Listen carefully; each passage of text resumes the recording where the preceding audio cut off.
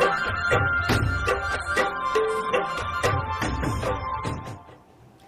Break બાદ ફરી એકવાર આપનું સ્વાગત ને આપ જોઈ રહ્યા છો રથયાત્રાના રંગ સંદેશ ન્યૂઝ ને થંગ।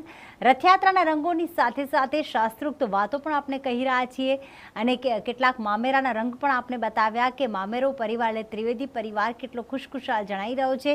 અત્યારે ધીમે ધીમે આગળ વધી રહી છે। ખૂબ જ સરસ મજાનું અમદાવાદનું આજે આહલાદક વાતાવરણ છે અને આ આહલાદક વાતાવરણમાં ક્યાંક ભક્તિના રંગો પણ રંગાઈ ચૂક્યા છે। કૃષ્ણ ભક્તિના રંગમાં અત્યારે અમદાવાદ આખું રંગાઈ ચૂક્યું છે। અમદાવાદવાસીઓ અત્યારે હિલોડે ચડ્યા છે। ખાસ બાપુ આપણે વાત કરી રહ્યા હતા કૃષ્ણનું આ કળિયુગ સ્વરૂપ છે જે આમ કહેવાય પૂર્ણ અવતાર પણ મૂર્તિઓ ત્રણે ત્રણ અપૂર્ણ છે। ખાસ ભગવાન જગન્નાથજીની તે સ્વરૂપ વિશે આપ શું કહેશો? આની એક આખી વાર્તા છે, કહાની કે જ્યારે ભગવાન જગન્નાથ આ અધૂરા કેમ, હાથ એમના અધૂરા, પગ અધૂરા કેમ, એની પાછળ એક આ જે પુરીના રાજા જે હતા, હવે એમને ભગવાને સપનું આપ્યું કે મારે તારે ત્યાં આવવું છે। વિષ્ણુ ભગવાને સપનું આપ્યું, ભગવાન પોતે તૈયાર થયા કે મારે તારે પુરીમાં રહેવા માટે આવવું છે, મારું મંદિર તું બનાવ। પણ ત્યારે ભગવાનને એ રાજાએ પ્રશ્ન કર્યો કે પ્રભુ કયું તમે સ્વરૂપ કયું આપશો? તમે તો વિષ્ણુ ભગવાન છો, તો સ્વરૂપ તમારું કયું મારા મંદિરમાં પધરાવું? એટલે ભગવાને કહ્યું કે જે કારીગર આવશે, એ કારીગર જે મૂર્તિ બનાવે એ મૂર્તિ તારે પધરાવવાની। ભગવાન પોતે કારીગર બનીને આવ્યા અને પછી કહ્યું હું મારી શરત કે રાજન, જ્યાં સુધી મૂર્તિ પૂરી ન થાય ત્યાં સુધી હું દરવાજા નહીં ખોલું અને તમે ખોલવા માટે પ્રયત્ન કરતા નહીં।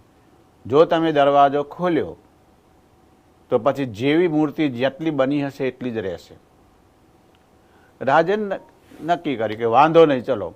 અને પછી દરવાજા બંધ કર્યા, એ કારીગરે મૂર્તિ ચાલુ કરી ઘડવાની। પણ આ દરવાજો 1 મહિનો થયો, 2 મહિના થયા, 3 મહિના થયા, 6 મહિના થયા, 8 મહિના થયા, ત્યાં સુધી દરવાજો ખુલ્યો નહીં। એટલે રાજનને પડે એમ, રાજાને થયું કે 8 મહિના સુધી મૂર્તિ ન ઘડાય એવું તો હોય જ નહીં, વધારે મહિનો હોય, પણ આજે 8 મહિના સુધી દરવાજો ખોલતો નથી। નક્કી આ કારીગર અંદર મૃત્યુ પામ્યો છે। ખટખટાવ્યો તો જવાબ આપતો નથી, ખોલતો નથી। એટલે રાજાને થયું કે આ મૃત્યુ પામ્યો છે અંદર, તો હવે આપણે ખોલો।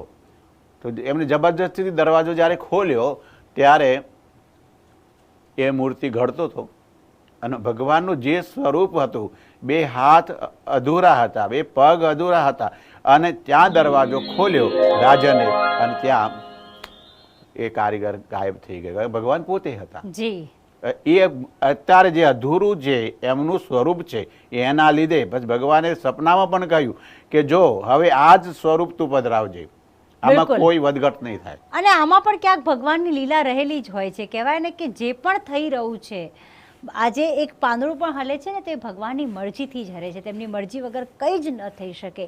અને કદાચ કળિયુગમાં આ જ સ્વરૂપે દર્શન આપવા, એક અપૂર્ણ જે મૂર્તિનું દર્શન આપવા, એક અનોખી મૂર્તિનું દર્શન આપવા ભગવાને જ કદાચ આ લીલા ઘડી હશે।